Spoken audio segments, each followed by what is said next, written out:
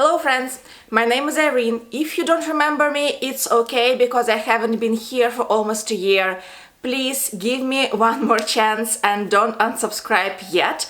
I'm here to present my March Mystery Madness pile of possibilities because what's the best time to return to YouTube if not in March, when there is March Mystery Madness and Middle Grade March all together. These are my favorite things to do on YouTube. So I decided, yeah, March Mystery Madness is the best time to come back. And here I am with my huge pile of possibilities, though this particular March Mystery Madness prompts were very tricky. So please stay with me and let's talk about it. So this is 9th March Mystery Madness. Can you believe it? It's 9th. I think I participate in 3 or 4, so this is exciting. So every prompt is around number 9. The first is dress to nines and it's formal dress on the cover. And this is my first cheat. I am very sorry, but it is. So I have another project which I'll talk in different videos, but this another project contains 100 mysteries that I want to read through in few next years. And so, my first thought is let's get through those mysteries, and like maybe on the cover there is a woman in a beautiful dress, and there are, but it's a little bit tricky. So I do not have my usual evening gowns that I suppose most of people will have here. I have 2 books for this prompt. First is The Widows of Malabar Hill. Sorry about all this, I buy books secondhand and they are always with some kind of sticker all around that I again can't get rid of. So yeah, this is The Widows of Malabar Hill by Suyata Masay. I'm so sorry if I pronounce it wrong. I will be ready for my read how to pronounce it right. This is the first in the series, and it takes place in India in 1921. And our main protagonist is Perveen Mistry. She is the daughter of a respected Austrian family, and she just joined her father's law firm. And she is looking into this case about widows who don't speak to a man, and the inheritance were taken from them, and there is a murder involved, and she is looking into this case. I guess this gown can be formal dress. I don't know, but I hope it can, and I am very excited about this book series and about this book in particular. The second book is also a cheat. This is The Daughter of Time by Josephine Tey. I mean, tell me it's not a formal gown. It definitely is. This is about Inspector Alan Grant of Scotland Yard, who is in the hospital with broken leg, and so he can't work, but he is interested in Richard III's story, which I think he read in the paper or somewhere, and he is just begin to unravel this historical mystery while staying in bed and looking into the life of this huge historical figure. This is a well-known author, which I never read from, and I'm excited, actually, really excited. So I think this will be my first choice. But yes, I mean, dressed to the nines. I think he is, so we're fine. Next, 999 British Mystery. There are lots of possibilities, you understand. So half of my reading list will be from Britain, so we're fine. But again, I don't know is it cheat or not. I have this book on my TBR for a while, so it's not British. It's, I think, Welsh. Is it close enough? I think it is. I am living in USA, so I mean Welsh and British are pretty close. I understand it's not the same, but we'll work with this. So this is about Constable Evan Evans, who just moved from London to a small Welsh village, and all inhabitants of this village are quirky and funny and endearing, but there is a brutal mystery inside of it, so maybe not of them are all that funny and endearing. Maybe there is a very brutal murder in the village. And this is the first in Rhys Bowen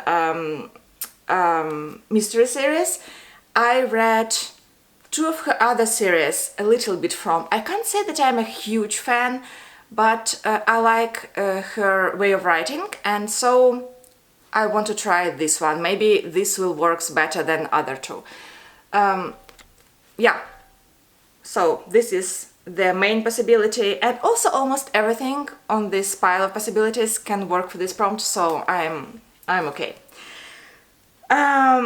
Next one will be 9 Lives, Cat on the Cover, and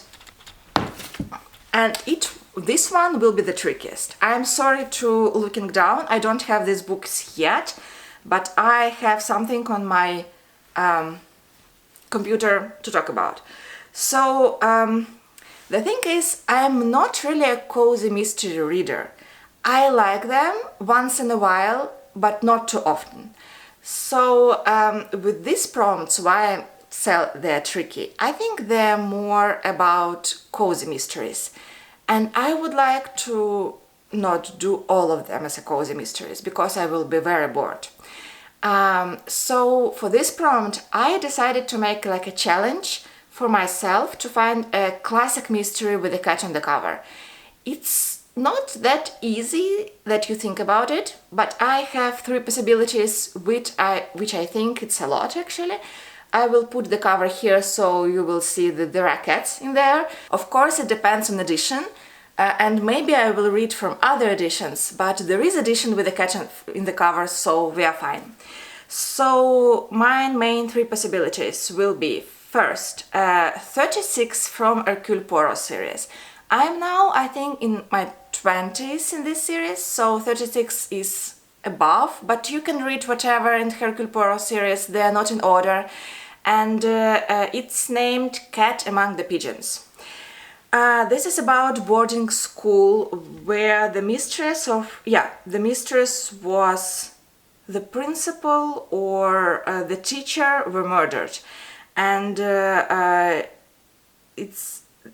she was found near lacrosse equipment, and Hercule Poirot is looking into this case. I really like dark academia style, so I believe boarding school for girls squeeze into this category, and yes, cat on the cover, we are fine. Another one is Dolores Hitchens, and it's The Cat Saw Murder, Rachel Murdoch mystery. This is from American Mystery Classics. I never heard about this book before, but I like the cover and I really like the plot. When Rachel Murdoch and her sister Jennifer receive a call for help from their favorite niece, Lily, in California, they quickly hop a train from Los Angeles to see her, but not before collecting their prized cat Samantha in a picnic basket and bringing her along for the ride. Samantha, it turns out, is an heiress and inheritor of a fortune by a wealthy relative, and so the attempt at the cat's life, made right after they arrive, comes as a shock. The cat survives, but unfortunately Lily, murdered soon thereafter, is not so lucky. A prototypical early cat mystery written before the subgenre became a staple for cozy mystery fiction, The Cat Saw Murder is an entertaining and endlessly surprising whodunit with a focus on felines. Maybe I will read this one, because I actually didn't even realize this is a series, American Mystery Classics, and I am really interested to look into it. The third is Stanley Gardner mystery. I think there are actually few of mysteries with cats on the cover in Perry Mason series. This one names is The Case of the Caretaker's Cat. In will, a person guaranteed his faithful caretaker a job and a place to live for life. His grandson Sam, one of the major beneficiaries, says the deal doesn't include the caretaker's cat. When Perry Mason takes the case, he finds there is much more at stake than an old man's cat, $1 million to be exact. As he investigates, he discovers a web of greed and treachery among the heirs. But which one actually pulled off an almost perfect crime? I am really interested in Perry Mason series because this one of my mom's favorites. Like series in a whole, not this particular book. And I never read them. So I actually do not know, do you need to read them in order or not? I suppose not, as I've heard of. So maybe this will be the first in this series to read. Yeah, I'm actually really... I took a long time to find these books, but I am really interested in all three of them, so that's a nice thing. Next one is 911, First Responder Story. And for this one, I will make a separate video at how I will try to find a first responder story. I tried everything for now and I couldn't find anything. I have no idea how you guys did this prompt. I know you can do officer, but it's not fun, yeah? And I understand you can do nurse, and maybe that's what I will do, but let's step aside for now and I'll try to make another video of different things I will try to find this particular book. Maybe read a chapter at the end, maybe I have fun playing with AI lately, so maybe we will ask an artificial intelligence to help me find the book about first responder. Why not? It will be another video, so let's stay for now. The fifth prompt is a book for Janelle. I try to take it seriously because Janelle was one of my favorite booktubers, and she's, I think, one of the reasons that I stayed from booktube for almost a year. I just lost interest in watching booktube after her death. I understand it's strange, but she posted so much and she was such a huge part of my booktube, video watch, that when there is no more from her, I just have nothing to watch for a while, and this is actually very sad. I mean, I think about her a lot, and I use her recommendations a lot. So for this prompt, I really wanted to do something that I will enjoy. I understand I couldn't find a video where she talked about her favorite books. I would like to read her favorites, but I don't know how to do this. So the two books that I wanted to read. First is Agatha Christie. Janelle was a huge fan of Agatha Christie work, and she read all of them. Her favorite was The Murder of Roger Ackroyd, but I read it already this year, so I don't want to read it twice. But when we talked once about standalones, she told me that this is the one I have to read, and I haven't read it yet. So this is The Crooked House by Agatha Christie. This is a standalone about the big family in which a murder took place, and there is secrets in the family, and inheritance plays a big role and everything. So yes, this one is for this prompt. And another one that I bought on Kindle is What Angels Fear by C.S. Harris. This is the first book in the series, which she told me was her favorite series.